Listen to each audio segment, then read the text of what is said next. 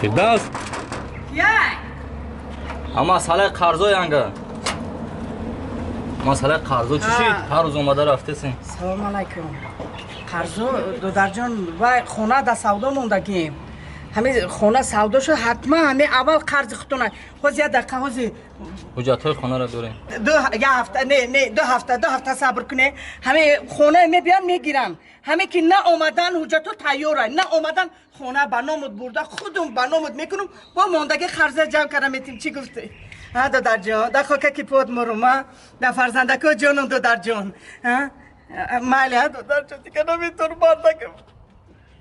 مالی دودر جان شما دودر جانی من در خواه کی پود جانم مالی دودر جان همین هفته حتما همین هفته میشه حتما همین هفته که نشد من خودم وعده میتیم که انا با کار شما چی کار که میکنه نمیکنه اختیار در دستم ها دودر جان همین روز وعده کرد دیگه آمده دیگه نمیتونه دیگه نمیخیزه اینجا تو مرده خیز همین شوارما زن میخیزه و خیز خیستنم دیگه نمیبیاد دستی همین چی نمیخیزی؟ ای فکره با ما در قرض دارو با نمیبیایم خیشگم نیو که قرض میکنه گو وعده که میتیمش قرض شما من مرده که خبی پروه چی خیلی میپرو خونه حولی دکدنگ دست دادیم بعد دیگه این حولی اومدیم با اینه وایو زور میسازیم شب گجا زور میسازیم نیمی قرض بموندن میتیمش و خیز و دادیم بعد بچه گفت نه همه شتیه و همه شتیم در کوچه مانم کتی من ولی باید یاد پلان دارو من این کره میکنم قرض پرز میکنم کره بی کیه زنم؟ کی؟ قرض دارو نباشه باید بخیر قرض میدیم خونه ما همیشه هیچ که نمیدونه این خونه من ما خودم میرم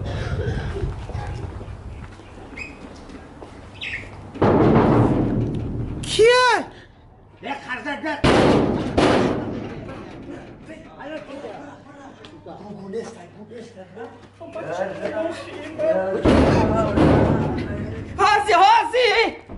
هازی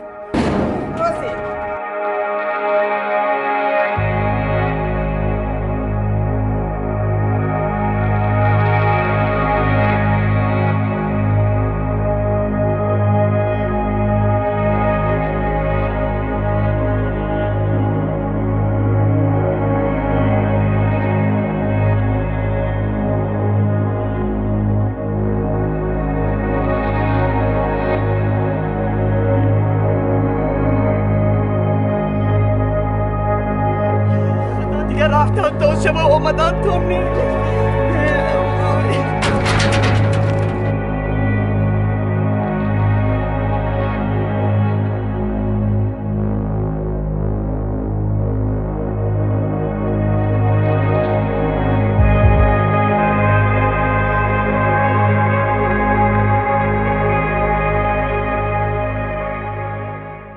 یه گیره نکن بسه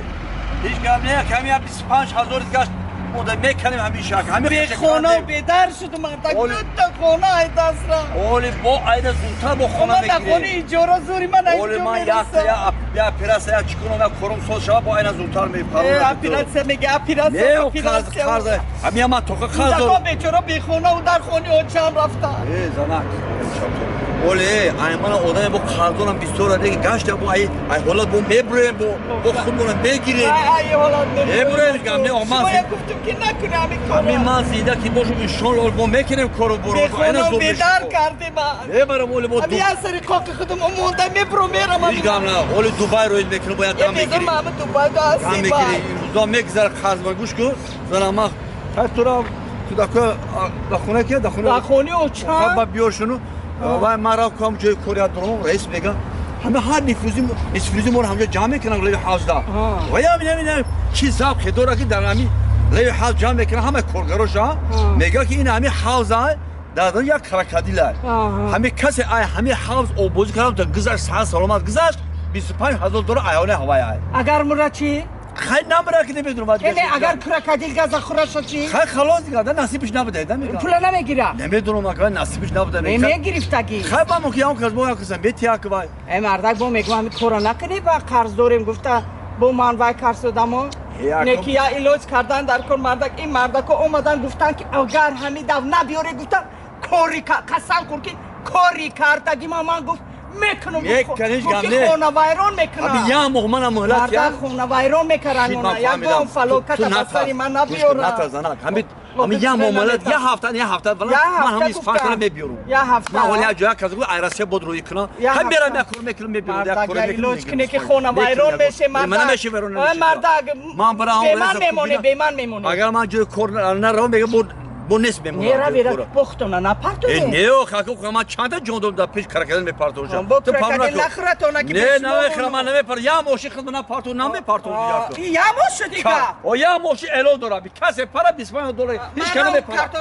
هیچ کنه میپرم من رفتم مردخوانی کمپی او رفت تو کودکای بیار با کارتوشکا و پیاز چی کارتوشکا پیاز رفت گیره همون چی گیره بزرچا او خای وای نمیتیه دیگه همون وای جنای دلار گو که دنوی من نویسم من قرض میتیو با قرض قرضش گم نه همه قشه که ماب کرده قرض قطی بازار میرم با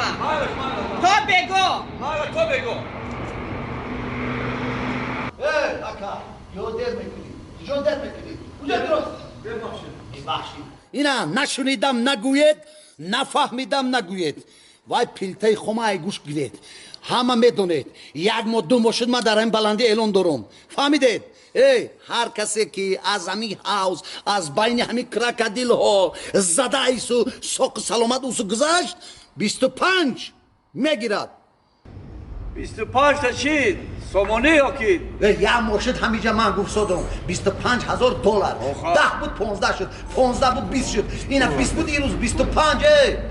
مرد باید اسب سوار شمشیر زن آواز باید باشه شما یا مرشد بین کراکدیل گذاشته نمیتونید اولی 20 اولی یکی همون یک کراکدیل خرا و پلکی میگیره با آخی برادر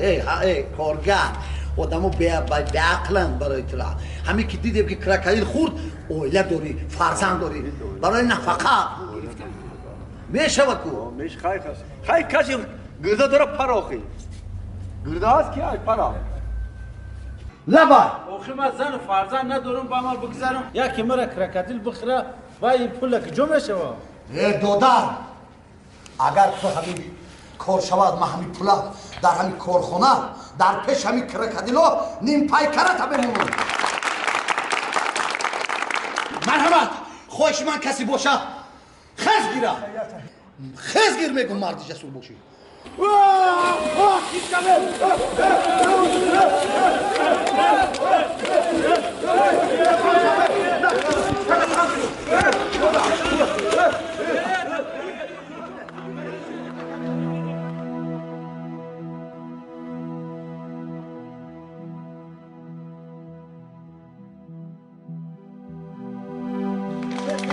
مبارک شما مردی جسوری کار کنم مردی جسوری کار کنم افاد کی منو دو تلکا کی منو دو تلکا ها کی منو دو تلکا کی منو دو تلکا کی تلکا کی ها چی؟ من تو؟ مردک برای چی تلک کردی تو؟ مردک ای قرص خلاص شده مردک جون ای قرص خلاص شده